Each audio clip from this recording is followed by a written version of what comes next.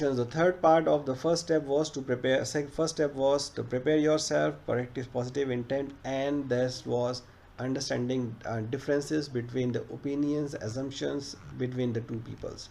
So assumptions are in everywhere. It depends on how you have been educated, where are you working, where are you living. So your assumptions, your about the or your past experiences with the people or the situations, our brains are hardwired to react immediately based on our preconceived emotions, preconceived notions, or preconceived assumptions that which are made up of our past experiences.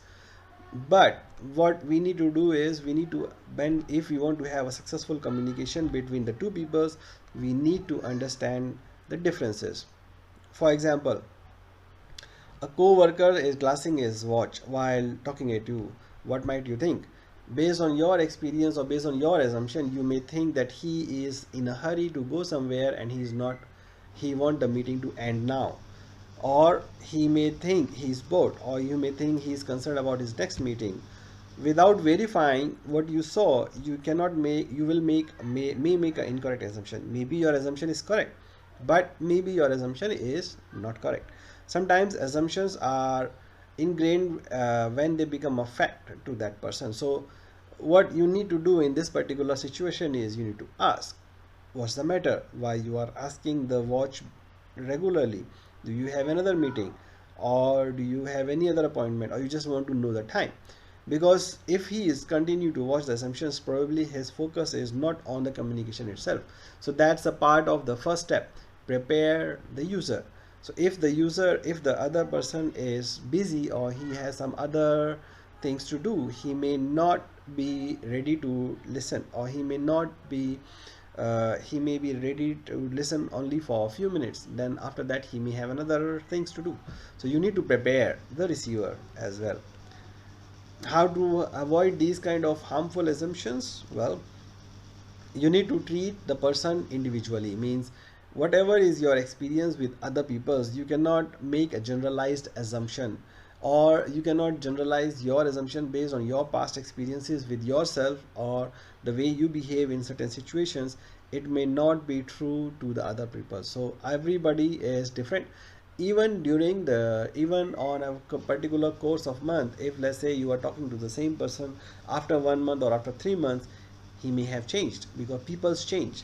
So you cannot treat the people's same to with the other people's, and also maybe the people's based on your past experience with the same people. Then you need to listen before jumping into the conversation. Now is try to detect the clues about assumptions may be making. So now you may need to listen before jumping into the conclusions. Sorry, not the conversation, conclusions.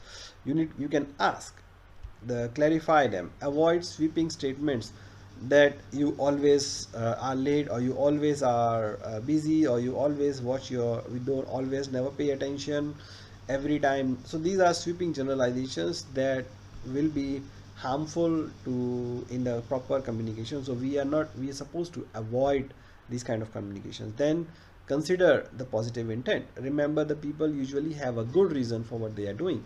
So what you need to do to avoid getting misunderstood or misunderstanding the others is to ask, to make assumption that other people might be having a positive reason why they are doing so.